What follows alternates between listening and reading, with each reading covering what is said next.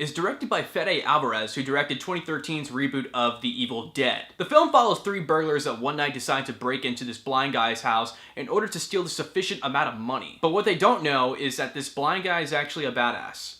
He's a US veteran. Even though he's blind, he kicks ass. Basically what this is, it's as if somebody broke into Daredevil's house, and Daredevil wasn't really nice, and Daredevil actually kills people. And yeah.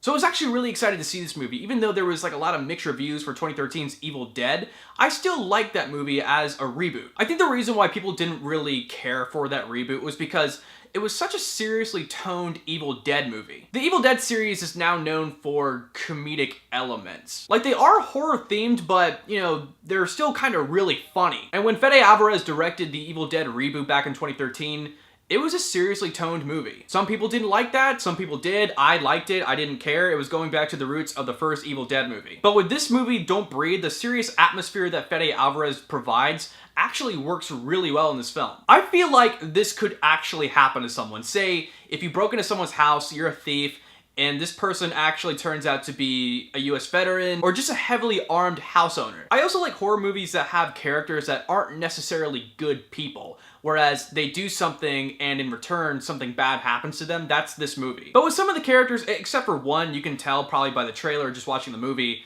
some characters you understand why they're doing this. Like Jane Levy's character, who was also in 2013's Evil Dead, comes back into this movie, and I really actually understood where her character was coming from. Even though I didn't necessarily agree with these burglars breaking into this guy's house, I understood where this character was coming from. She has a little sister, she's not really living in the nicest home life, so you kind of understand where she's coming from. I also really enjoyed Dylan Minnette's character. I feel as though this is probably his best performance. I mean, if you think about it, he was in Prisoners, then he went to Goosebumps, which was okay. Then he did this. I was like, oh, this is actually like pretty high level stuff for an actor who was like coming from Goosebumps. I also understood where this character was coming from. He doesn't really like his life. He doesn't like where he is in life. So he decides to help his fellow burglars out and get some money and just, you know, get a good life. And oh, does it backfire. Stephen Lang, you probably know him from the movie Avatar. He plays the blind man in this movie, and oh my god.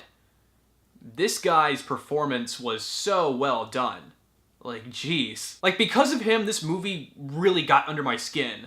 This director is really good at cringe-worthy films. Like with Evil Dead, that movie was cringe-worthy because it was just really bloody and gory. That got under your skin. But with this movie, it's cringe-worthy because there's the feeling of that you're doing something wrong and you shouldn't probably be doing it, and you don't want to get caught. And that's exactly what this situation is. You're in this house, you don't want this blind guy to find you who is actually like really good at defending himself, and you're just kind of like turning in your seat like, oh my god. Like, even though this is kind of being classified as a horror film, this is a thriller. Like, I was turning my seat like, oh man, don't get caught, he's right there, don't get caught. Like, it's just such an uncomfortable movie. Like, you hope that they don't get caught, but at the same time, you feel as though it should be justified a little bit. Like, it just gets under your skin. Like, I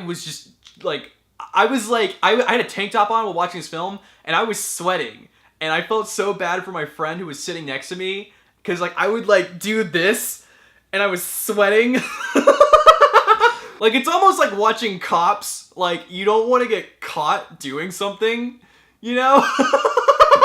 But no, like, I really enjoyed this film. I really did. I feel as though it's something totally different. I feel as though it could be classified as a classic. And if you guys are looking for just a really good horror/thriller, definitely check this out. What I really enjoyed about it was, like, it wasn't like your typical cliche horror film. It felt like this could actually happen, and this is kind of true horror. And I love horror films that have like a moral of the story type dilemma, where it's like, don't break into people's houses, or they might be a badass, you know? So yes, guys, I would definitely recommend checking out Don't Breathe. If you guys have seen the movie, comment down below what you thought of it. Like the video, share it on like Facebook or Twitter, or just like share the video. I would really appreciate it if I just got this video shared out there, because it tells people about the channel and what I do. I would really appreciate it. Thank you guys so much. And if you haven't subscribed yet, you should. This is PixelTalk. I'm Corbin Stuckey. I do movie reviews, trailer reactions, and gaming content, and so on. Thank you guys so much. I'm Corbin Stuckey, and this is PixelTalk.